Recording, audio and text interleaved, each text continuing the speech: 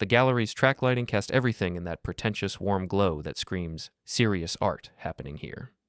I stood there in my best suit, the charcoal Armani that Sloane had picked out because it made me look distinguished enough to be taken seriously in her world. Watching Boston's art elite sip overpriced wine and pretend to understand my fiancée's abstract paintings. My name is Miles Carter, and I'm apparently what passes for a patron of the arts these days. Funny how that works when you've got a tech company that actually turns a profit. 6 months ago, I was just a guy who thought art meant the framed movie posters in my apartment. Now I'm standing in the Meridian Gallery, having dropped $43,000 to make Sloane Avery's dreams come true. Miles, darling, you look positively radiant tonight, cooed Tasha, one of Sloane's artist friends. Her voice had that fake sweetness that made my teeth ache. You must be so proud of our Sloane. Our Sloane, right. Like they hadn't been whispering behind my back for months about how I was just another rich guy trying to buy his way into relevance. I'd heard them at dinner parties, thinking I was in the bathroom. She's finally got a patron who doesn't expect intimacy until tax season. Real classy bunch, these artistic types. Absolutely, I replied, forcing a smile. It's amazing what love and financial backing can accomplish. The sarcasm sailed right over Tasha's bleached head. She giggled and fluttered away to gossip with someone else about how wonderfully authentic tonight felt. Authentic. That was Sloane's favorite word. Everything had to be authentic. Her art, her feelings, her need for a bigger studio that cost me $12,000 in monthly rent. Her authentic inspiration that required authentic trips to authentic galleries in New York, Paris, and Milan. All authentically funded by my authentically hard-earned money. Don't get me wrong, I loved Sloane. At least I thought I did. She was beautiful in that effortless way that made other women hate her and men trip over themselves. Raven black hair, green eyes that could make you forget your own name, and a smile that promised secrets you'd kill to know. When she looked at me like I was the only person in the room, I felt like I could conquer the world. The problem was, lately she'd been looking at everyone else that way too. Miles, Jules Brennan, the gallery owner, appeared at my elbow with that practiced smile that meant he wanted something. Wonderful turnout tonight. Simply wonderful. Sloane's work is generating quite the buzz. Jules was one of those guys who wore scarves indoors and spoke in italics. Everything was wonderful or devastating or absolutely essential to the future of contemporary art. He'd been lukewarm about Sloane's work until my check cleared. Funny how money can improve someone's artistic vision. The insurance paperwork came through perfectly, he continued, lowering his voice. Having your signature on the liability coverage really sealed the deal? We couldn't have done this without your commitment. Right, my commitment. 3 days ago, I'd signed a stack of documents that made me financially responsible for everything from the catering to the security deposit. Sloane had been so grateful, so loving, so authentic in her appreciation. She'd made me feel like a hero. Where's the artist herself? I asked, scanning the crowd. I haven't seen her in 20 minutes. Oh, she's around somewhere. You know how these things are. So many people to charm, so many connections to make. Jules's smile flickered for just a second. The art world is all about relationships, Miles. All about knowing the right people. Something in his tone made my stomach twist. I excused myself and started working my way through the crowd, past paintings that looked like someone had sneezed paint onto canvas and called it a statement about modern isolation. Each piece had a little placard with prices that made my eyes water. Sloane's cheapest piece was listed at $8,000 for a painting that took her 3 hours to make. I found Naomi Walsh near the bar, nursing a whiskey and looking as out of place as I felt. Naomi was my oldest friend, a corporate lawyer who had about as much patience for artistic pretension as a bull had for matadors. Having fun? She asked, raising an eyebrow. Living the dream, I replied. Seen Sloane? Not recently, but I did overhear something interesting. She leaned closer, lowering her voice. Remember Garrett Reed? My blood went cold. Garrett Reed, Sloane's ex-boyfriend from art school. The one she claimed to hate, the one who'd supposedly broken her heart so badly that she'd sworn off dating artists forever. The reason she'd fallen for a safe, boring tech guy like me. What about him? He's here tonight. Been here for an hour, actually. Saw him talking to your gallery friend Jules earlier. Very cozy conversation. The room suddenly felt too hot, too crowded, too full of fake smiles and authentic bullshit.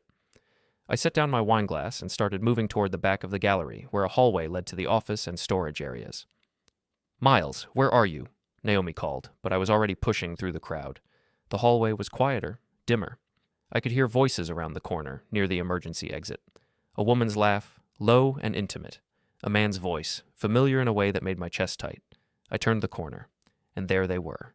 Sloane, my beautiful, authentic fiancée, pressed against the wall with her arms around Garrett Reed's neck. His hands were tangled in her hair, and they were kissing like the world was ending. Not a friendly peck, not a hello, how are you kiss. This was the kind of kiss that said they'd been doing a lot more than talking. They broke apart, and Sloane saw me standing there. For a split second, I expected shame, embarrassment, some kind of human reaction to being caught cheating on the man who just spent $43,000 on her dreams. Instead, she smiled. Not a guilty smile, not an apologetic smile, a satisfied cat-with-cream smile that made my blood turn to ice. "Miles," she said, smoothing down her dress like nothing had happened. Perfect timing. Garrett turned around, and I recognized him from the photos Sloane kept in her studio. Tall, lean, with that deliberately messy hair that probably took an hour to achieve. He looked me up and down like I was something he'd scrape off his shoe. "So, you're the patron," he said. His voice had that same affected quality as Jules's, all smooth confidence and barely concealed contempt. "Sloane's told me so much about you." "I'm sure she has." My voice sounded strange, distant, like it was coming from someone else. Sloane stepped forward, still smiling that horrible smile. "Actually, Miles, this works out perfectly. I've been meaning to talk to you." She gestured around at the gallery, at the paintings, at everything my money had made possible. "Thanks for all the support. Really, you've been generous." The word generous came out like an insult. "But I think we both know this isn't working anymore," she continued. "You and me, I mean. We want different things. You want someone safe and domestic, and I need someone who understands my art, my passion." She looked at Garrett when she said passion, and he smirked. "So," she said, turning back to me with that same bright, cruel smile, "we're breaking up. Tonight seemed like the perfect time to make it official, don't you think? With all our friends here to witness my big debut." The hallway spun around me. 6 months of late nights working to afford her studio. 6 months of listening to her dreams and supporting her vision. 6 months of believing that I was building something real with someone who actually cared about me. All of it, apparently, had been a lie. "You're breaking up with me?" I repeated slowly. "Here, tonight, after I paid for all of this?" "Well, yes," she said, like I was being deliberately dense. "It's poetic, don't you think? My art career begins just as our relationship ends. Very symbolic." Behind her, Garrett chuckled. "Don't take it personally, man. Sloane's just evolved beyond what you can offer." That's when I exploded. Not physically, I'm not that kind of guy. But something inside me snapped, clean and sharp like a guitar string under too much tension. The rage was so pure, so perfect, that it actually calmed me down. "Interesting timing," I said, my voice steady now. "Really interesting." Sloane's smile faltered just a little. "What do you mean?" "Oh, nothing. Just thinking about all those documents I signed. The insurance papers, the liability agreements, the financial guarantees." I smiled back at her, and I could see her confidence waver. "You know, the ones that make me responsible for everything that happens here tonight? Miles. The ones that also give me the right to withdraw my sponsorship at any time. For any reason." Now she looked worried. "Good." "You wouldn't," she said. "The exhibition is already open. People are here, the press." "The press loves a good story," I interrupted, "and this is going to be a great story." I pulled out my phone and started dialing Jules's number. He answered on the second ring. "Jules? It's Miles Carter. Yes, I'm still here. Listen, I need to talk to you about the sponsorship agreement, right now." Sloane's face went white. "Miles, don't do this, please. We can work something out." But I was already walking away, leaving her and her authentic passion standing in that dim hallway like the frauds they were. The real show was just getting started. Jules met me in his office, a cramped space behind the main gallery that smelled like expensive cologne and desperation. The walls were covered with photos of him posing with various artists, all of them looking like they'd rather be anywhere else. "Miles, what's this about? The exhibition is in full swing." "Read the sponsorship contract," I said, dropping into the chair across from his desk. "Section 12, subsection C." His manicured fingers fumbled through the papers, and I watched his face change as he found the relevant clause. The same clause my lawyer friend Naomi had insisted on when we'd drawn up the agreement. "Withdrawal of sponsorship for cause," he read aloud, his voice getting smaller with each word, "including but not limited to misrepresentation, breach of trust, or conduct detrimental to the sponsor's interests." Keep reading. "Upon withdrawal, all financial obligations transfer to the artist, including venue fees, insurance premiums, catering costs, and promotional expenses." He looked up at me, his face pale. Miles, you can't be serious. Dead serious. Sloane just informed me that she's been conducting an affair throughout our relationship and is ending our engagement. Tonight. In the hallway of the gallery I'm paying for. I'd call that conduct detrimental to my interests, wouldn't you? Jules set down the contract with shaking hands. But the exhibition is already open. We have over 200 people here. The catering alone costs $6,000. Not my problem anymore. I stood up and straightened my tie. You have 24 hours to transfer all financial responsibility to Miss Avery, as per the contract. After that, my lawyers will be in touch. Miles, please, be reasonable. Sloane doesn't have that kind of money. Nobody does.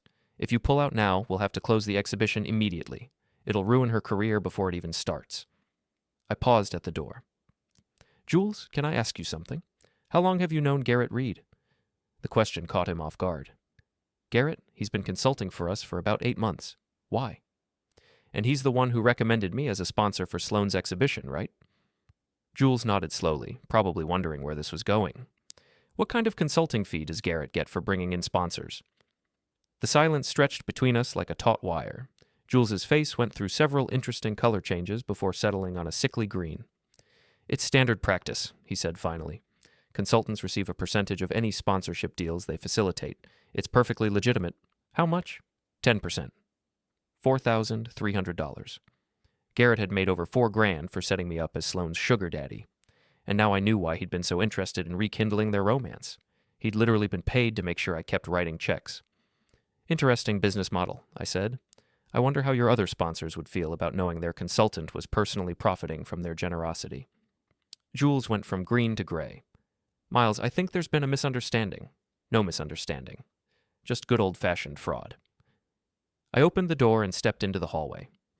24 hours, Jules. After that, this becomes a legal matter. I walked back into the main gallery, where the party was still in full swing. Nobody seemed to notice that the guest of honor was nowhere to be seen, or that the man who'd paid for everything was wearing a smile that could cut glass. Naomi intercepted me near the bar. You look like a man with a plan. I am. How quickly can you draw up a breach of contract lawsuit? Depends on the contract. Why? I handed her my copy of the sponsorship agreement. She scanned it quickly, her lawyer's eyes picking out the important details. Oh, this is beautiful, she said, grinning. Whoever wrote this knew what they were doing. That would be you. Right. I forgot how paranoid I am about protecting my friends from gold diggers. She folded the contract and slipped it into her purse. So what's the plan? Phase 1, financial ruin. Phase 2, social destruction. Phase 3, complete annihilation of their reputations. Remind me never to cheat on you. You're not my type, too honest. Sloane finally reappeared, looking flustered and desperate. She'd obviously spent the last 20 minutes trying to figure out how to salvage the situation.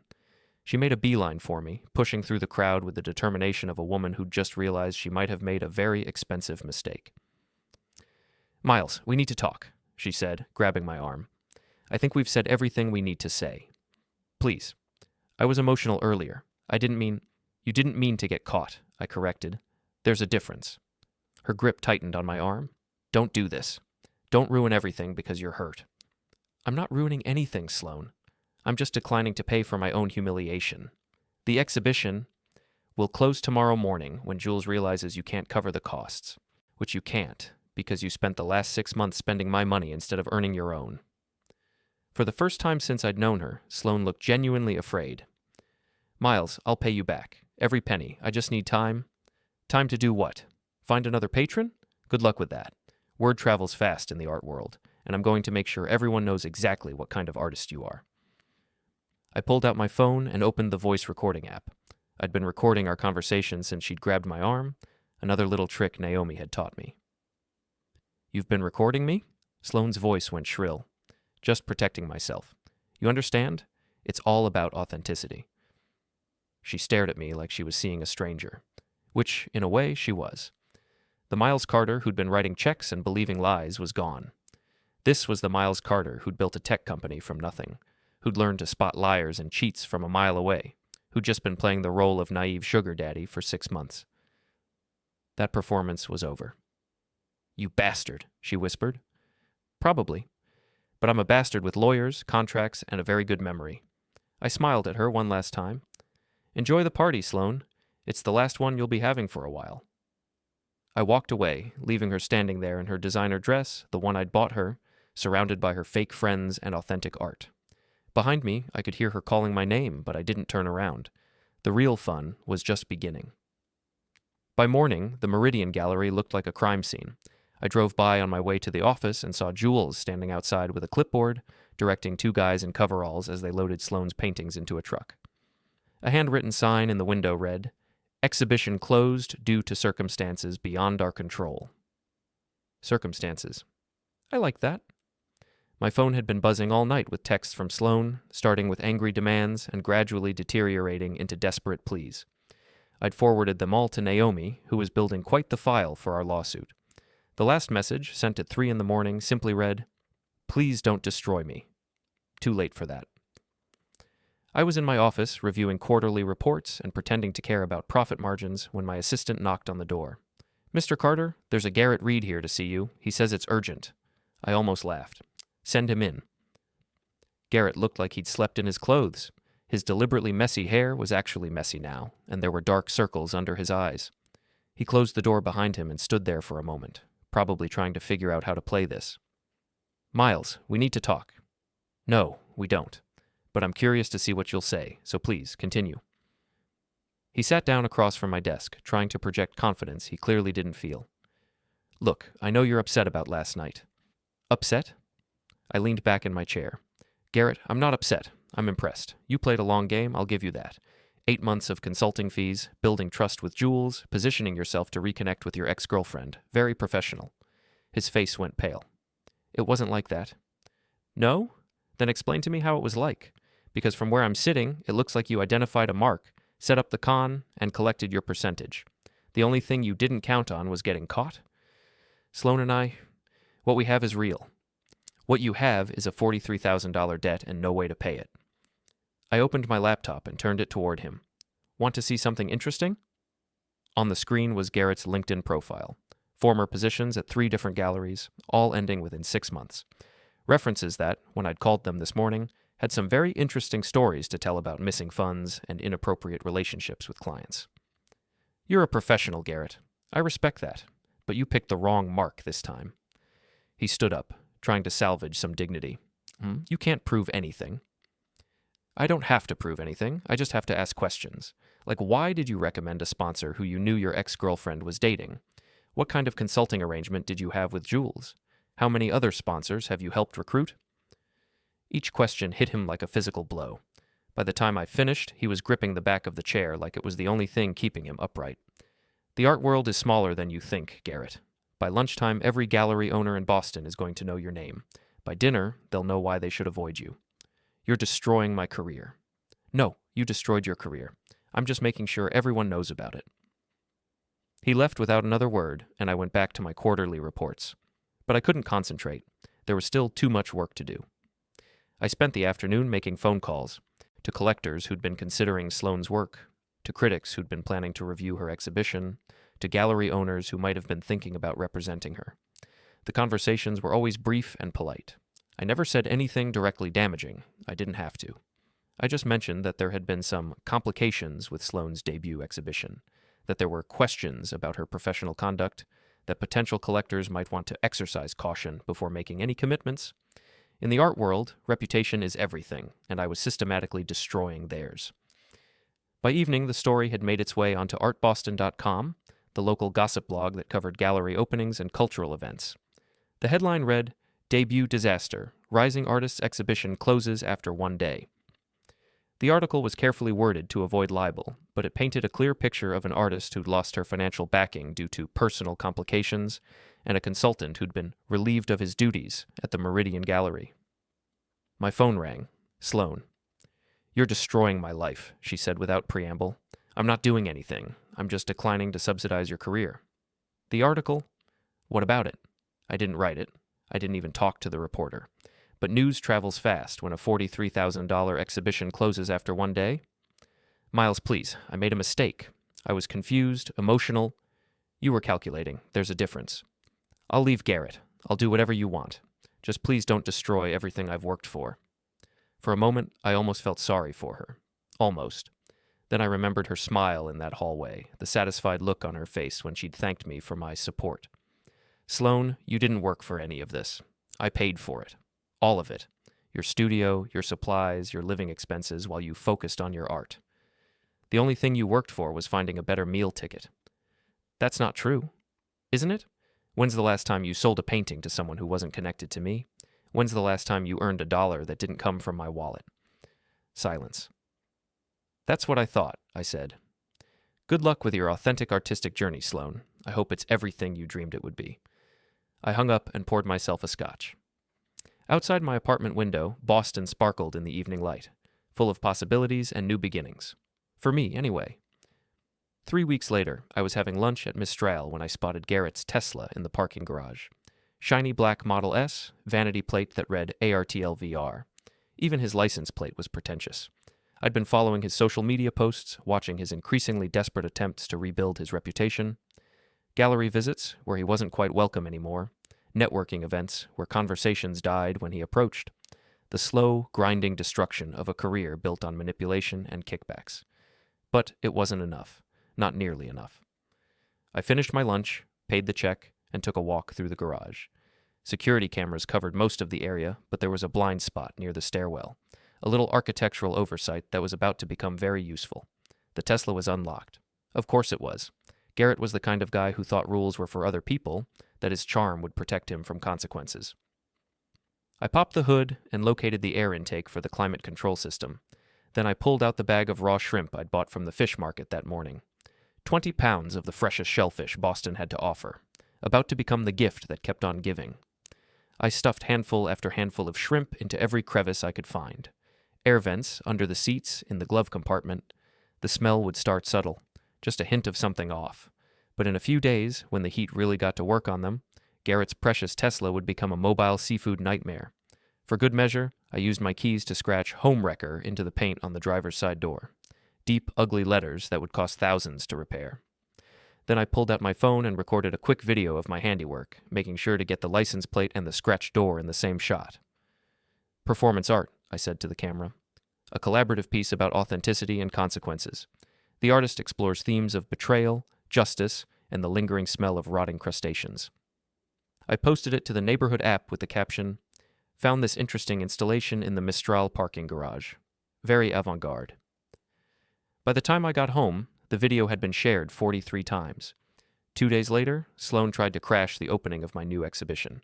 I'd commissioned Rebecca Martinez, a young artist whose work actually had substance, to create a series of paintings about resilience and renewal. The opening was packed, partly because Rebecca's work was genuinely good, and partly because everyone wanted to see what Miles Carter would do next. I was talking to a collector about Rebecca's use of color when I saw Sloane at the entrance, arguing with security. She was wearing the same dress from her failed opening, and she looked desperate. "Let me talk to him," she was saying to the security guard. "Just 5 minutes, please." The guard looked at me, and I shook my head slightly. He was polite but firm. "I'm sorry, miss, but you're not on the list." "I don't need to be on the list. I know Miles personally." "Not anymore," I called out, loud enough for everyone nearby to hear. "Security, please escort Miss Avery off the premises." The room went quiet. Everyone turned to watch as Sloane was gently but firmly guided toward the exit. Her face was red with embarrassment, and I could see tears starting to form in her eyes. "Miles, please," she called out as security walked her to the door. "Don't do this to me." "I'm not doing anything to you, Sloane. I'm just protecting my investment." The door closed behind her, and conversation gradually resumed. But I could feel the energy in the room, the delicious tension of witnessing someone's public humiliation. In the art world, scandal was almost as valuable as talent. My phone buzzed with a text from an unknown number. "Warehouse party tonight. 47 Pierce Street, midnight. Come alone if you want answers." I showed it to Naomi, who was standing nearby with a glass of wine and a satisfied expression. "Smells like a trap," she said. "Probably, but I'm curious." Famous last words. The warehouse was in the old industrial district, a maze of converted lofts and artist studios that had been gentrified just enough to be trendy but not enough to be safe. I found the address easily. Music and lights spilled from the windows of a converted factory building, and young artists in deliberately distressed clothing smoked cigarettes on the loading dock. Inside, the space was packed with the kind of people who thought poverty was an aesthetic choice. Performance artists, experimental musicians, and trust fund kids pretending to be bohemian. The air was thick with cigarette smoke, marijuana, and the smell of cheap beer. I found Garrett near the bar, holding court with a group of admirers who clearly hadn't heard about his recent career difficulties. He saw me coming and excused himself from the group. "Surprised you came," he said. "Surprised you invited me." "We need to settle this, man to man." I almost laughed. "Garrett, there's nothing to settle. You tried to con me, you got caught, and now you're facing the consequences. That's not a conflict. That's just cause and effect." "You destroyed my car." "I created art. Very authentic, very meaningful art about the lingering consequences of betrayal." His jaw tightened. "You think you're so clever, don't you? Rich guy with his lawyers and his contracts, destroying people's lives because your feelings got hurt." "My feelings didn't get hurt, Garrett. My trust got violated. There's a difference." "Sloane never loved you." "I know that now. The question is, does she love you? Or are you just another stepping stone to something better?" For a moment, doubt flickered across his face. "Good. Let him wonder." "She's different with me," he said, but his voice lacked conviction. "Is she? Because from what I've heard, she's been asking around about other potential sponsors. Older men, mostly. Wealthy collectors who might be interested in supporting a promising young artist." It was a lie, but a believable one, and I could see it hit home. "You're lying." "Am I? When's the last time she spent the night at your place? When's the last time she introduced you to someone as her boyfriend instead of her collaborator?" His face was getting red now, and I could see his hands clenching into fists. "Perfect." "You want to hit me?" I observed. "Go ahead. There are about 50 witnesses here, most of them with phones. Assault charges would be the perfect capstone to your career suicide." Instead of swinging, he stepped closer, close enough that I could smell the beer on his breath. "This isn't over," he whispered. "Yes, it is," I replied. "You just don't know it yet." I turned and walked away, leaving him standing there with his rage and his rapidly diminishing prospects. Behind me, I could hear the party continuing, oblivious to the little drama that had just played out. But I wasn't done yet, not even close. The note was slipped under my apartment door sometime during the night. "You only know half the story. Meet me at the old Riverside Studios midnight tomorrow. Come alone." It wasn't signed, but the handwriting was feminine. Sloane, probably, making one last desperate play for sympathy or leverage. I almost didn't go. Almost. But curiosity has always been my weakness, and I wanted to see what kind of final performance she had planned. Riverside Studios was a converted warehouse in the industrial district where artists rented cheap space to work on large pieces. The building was mostly empty now. Most of the artists had moved to trendier neighborhoods or given up entirely. Perfect place for a dramatic confrontation. I arrived at 11:45, parking across the street and watching the building for signs of activity. A few windows showed light, but the ground floor looked deserted. I waited until exactly midnight, then crossed the street and tried the main entrance. Unlocked. Of course. The lobby was dark except for emergency lighting, and my footsteps echoed off the concrete floors. A sign by the elevator listed studio numbers and tenant names, but most of the slots were empty. I took the stairs to the third floor, following the sound of voices. Studio 3B had light spilling from under the door. I could hear at least 2 people inside, talking in low, urgent tones. I pressed my ear to the door and caught fragments of conversation. "Told you this was a mistake. Too late now. Should have just taken the money and run." I knocked. The voices stopped. Footsteps approached the door, and it opened to reveal Tom Hendricks, Garrett's assistant from the gallery. He looked nervous, sweaty, like a man who'd been carrying a secret too heavy for his shoulders. "Miles, thanks for coming." "Tom, what's this about?" He stepped aside to let me in. The studio was bare, except for a few folding chairs and a table covered with papers. But it wasn't empty. Ivy Chen, one of Sloane's artist friends, was sitting in the corner with a laptop and a stack of files. "We need to show you something," Tom said, closing the door behind me. "About Sloane and Garrett, about what they were really planning." "I already know what they were planning. Bilk me for money while conducting their affair." "No," Ivy said, looking up from the laptop. "It was bigger than that. Much bigger." She turned the screen toward me. It showed an email thread between Sloane and Garrett, dated 3 months before her exhibition. The subject line read, "Insurance Claim Strategy." I sat down and started reading. The emails laid out a detailed plan to defraud not just me, but the insurance company that covered the exhibition. They were going to stage a theft of several paintings, claim the insurance money, and then recover the works after the claim was paid. My sponsorship money would cover their living expenses while they waited for the insurance payout. But that wasn't the worst part. The worst part was the final email in the thread, sent just 2 days before the exhibition opening. Phase 2. Once we have the insurance money, we frame Miles for the theft. Anonymous tip to the police about his suspicious behavior and financial irregularities. Even if charges don't stick, the scandal will destroy his business reputation. He'll be too busy defending himself to come after us. I read it twice, then looked up at Tom and Ivy. Where did you get this? Garrett's laptop, Tom said. He left it in the gallery office when Jules fired him. I was supposed to wipe it clean, but he shrugged. I thought you deserved to know what kind of people you were dealing with. Why are you helping me? Because they were planning to frame me too, Ivy said bitterly. Sloane was going to claim I helped steal the paintings. My fingerprints were all over the gallery from helping with the installation. The sound of footsteps in the hallway made us all freeze. Multiple people, moving quickly. Tom rushed to the window and peered out. Shit, it's them, Sloane and Garrett. They must have followed you. How many exits? I asked. Fire escape in the back, but the door burst open. Sloane stood in the doorway with Garrett behind her, both of them looking desperate and dangerous. Well, Sloane said, her voice dripping with false sweetness. Isn't this cozy? My ex-boyfriend, my ex-friend, and my ex-lover's lapdog, all conspiring against me. We're not conspiring, I said calmly. We're just sharing information. Information that doesn't belong to you. Garrett stepped into the room, his eyes fixed on the laptop. That's private property. Actually, it belongs to the gallery, Tom said, which means it's evidence of fraud. Sloane laughed, but there was no humor in it. Evidence? Tom, you pathetic little man, do you really think anyone will believe you over us? You're nobody. A gallery assistant who couldn't make it as an artist? Maybe, Tom said, but I've got something you don't. What's that?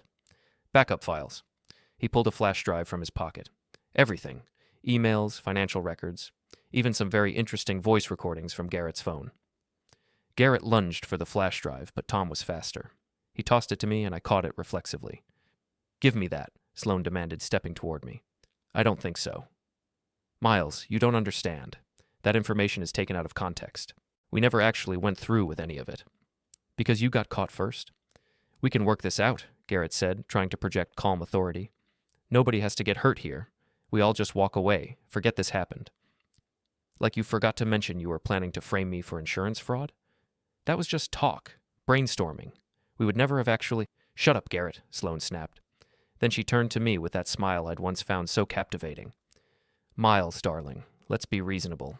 You've had your revenge. You destroyed our careers, humiliated us publicly. Isn't that enough? Not even close. Her smile faltered.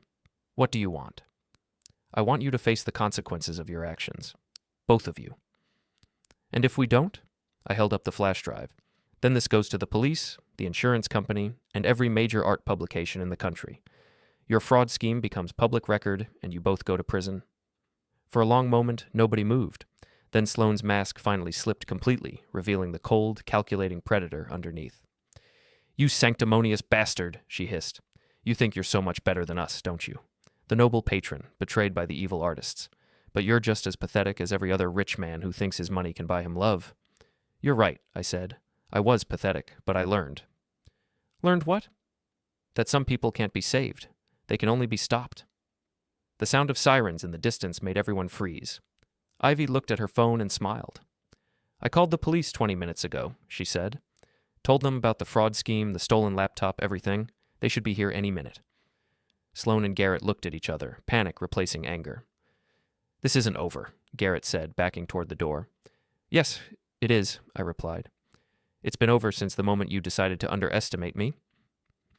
They ran. Actually ran, like criminals fleeing a crime scene, which I suppose they were. Tom, Ivy, and I sat in the studio and waited for the police to arrive, listening to their footsteps echoing through the empty building. But I wasn't done yet. Not quite. The final act took place 3 weeks later at Rebecca Martinez's second exhibition, a triumphant follow-up to her successful debut in my gallery. The art world loves a success story, and Rebecca had become the darling of Boston's cultural scene practically overnight. I was standing near her latest masterpiece, a stunning oil painting called Phoenix Rising, when Jules Brennan approached me with a nervous smile. Miles, wonderful to see you again. Rebecca's work is extraordinary. It is. Real talent always finds a way to shine. About the Sloane situation, he lowered his voice conspiratorially. I want you to know that the gallery had no knowledge of her extracurricular activities. Of course not. You were as much a victim as I was. It was a lie, and we both knew it. Jules had been happy to take his cut of my sponsorship money and look the other way when Garrett was setting up his con. But he was useful now, and I needed him on my side for what came next. I have something that might interest you, I said, pulling out my phone. A little documentary project I've been working on. I'd spent the last 3 weeks editing together all the evidence Tom and Ivy had provided. Emails, voice recordings, financial records, even security footage from the gallery showing Sloane and Garrett's clandestine meetings. It was a comprehensive portrait of two predators who'd made the mistake of targeting the wrong victim. I'm planning to premiere it tonight, I said. Right here, actually. I think your guests will find it educational. Jules's face went pale. Miles, surely we can discuss this privately. Oh, we're well past private discussions. This is about justice, accountability, making sure everyone knows exactly what kind of people Sloane Avery and Garrett Reed really are. The crowd was perfect. Gallery owners, collectors, critics, and artists. Everyone who mattered in Boston's art world was here, along with reporters from the major cultural publications. When I asked for everyone's attention, the room went silent immediately. Ladies and gentlemen, before we continue celebrating Rebecca's incredible work, I'd like to share something with you. A cautionary tale about trust, betrayal, and the importance of due diligence in our community. I nodded to the gallery assistant, who dimmed the lights and started the projection. The title card read, Canvas of Ruin, a true story of art world fraud. The next 20 minutes were devastating. Email after email, recording after recording, building an undeniable case against Sloane and Garrett. The audience was transfixed, watching in horrified fascination as the full scope of their scheme unfolded. But I'd saved the best for last. The final segment showed Sloane and Garrett's arrest 3 weeks earlier, captured by news cameras as they were led out of Garrett's apartment in handcuffs. The charges were impressive: insurance fraud, conspiracy, theft by deception, and wire fraud. Federal charges that would put them away for years. When the lights came back up, the room was silent. Then someone started clapping, then someone else. Within seconds, the entire gallery was applauding, not for Sloane and Garrett's downfall, but for justice being served. The art world is built on trust, I said, as the applause died down. Trust between artists and patrons, between galleries and collectors, between all of us who believe in the transformative power of creativity.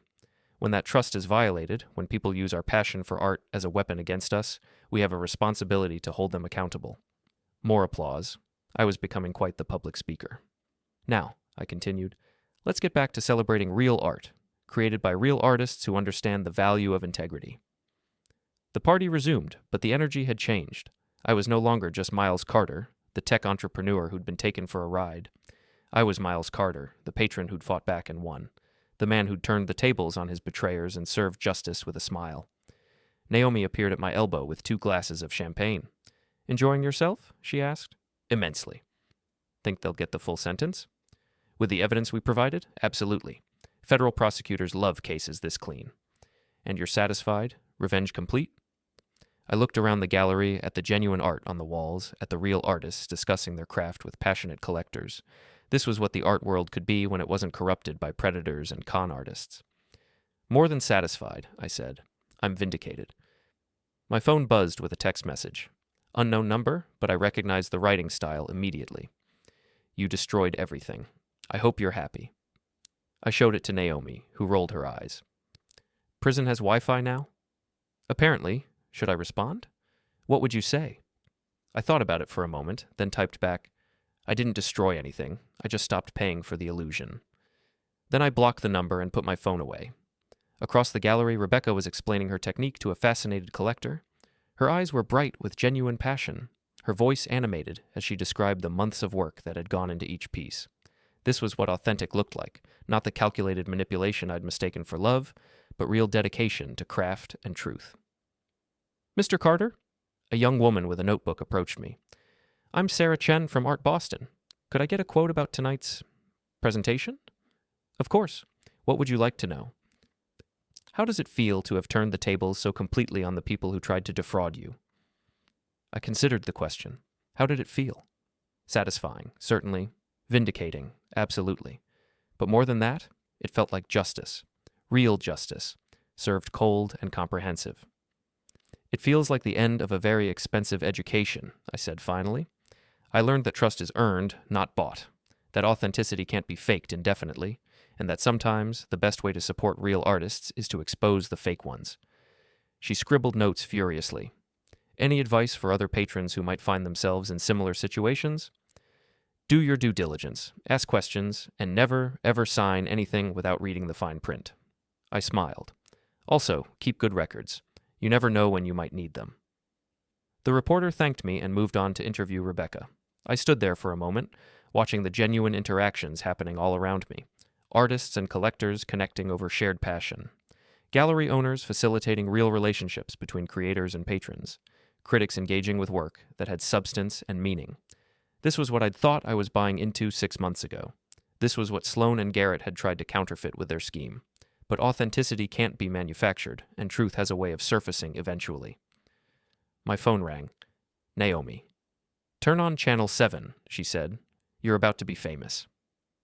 I found a quiet corner and opened the news app on my phone. The lead story was titled, "Local Tech Entrepreneur Exposes Art World Fraud Ring." My photo was prominently featured, along with shots of Sloane and Garrett being arrested. The article painted me as a hero, the wronged patron who'd fought back against con artists and won. It detailed the insurance fraud scheme, the attempted frame-up, and my methodical campaign to expose their crimes. The reporter had even interviewed other potential victims who'd come forward after my documentary aired. "How does it feel to be Boston's most eligible bachelor?" Naomi asked when I called her back. "Terrifying. Better than being Boston's most gullible patron." "True." I looked around the gallery one more time, taking in the scene. Rebecca was surrounded by admirers, her work selling faster than the gallery could put red dots on the frames. Jules was beaming, already calculating his commission on the sales. Critics were taking notes, preparing reviews that would launch Rebecca's career into the stratosphere. And somewhere in a federal holding facility, Sloane Avery and Garrett Reed were learning that actions have consequences, that victims sometimes fight back, and that the art world, like any other world, has no patience for predators. My phone buzzed with another message, this one from a number I recognized. Tom Hendricks, the gallery assistant who'd helped expose their scheme.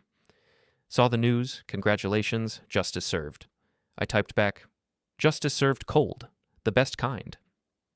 Then I put my phone away, finished my champagne, and went to congratulate Rebecca on her success. Real success, built on real talent and authentic passion. The kind of success that couldn't be faked, bought, or stolen. The kind of success worth supporting. As I walked toward her, I caught my reflection in one of the gallery's mirrors. The man looking back at me was different from the one who'd walked into Sloane's exhibition 6 months ago. Harder, maybe. Wiser, definitely. But also more confident, more aware of his own worth. I'd learned to spot the difference between authenticity and performance, between love and manipulation, between art and artifice. It had been an expensive education, but worth every penny. Behind me, the party continued, full of genuine laughter and real connections. The art world would survive Sloane and Garrett's betrayal, stronger and more vigilant than before. And I would survive too, sadder but wiser, ready to support real artists who understood the difference between passion and predation. The canvas of my revenge was complete, signed and sealed with their convictions,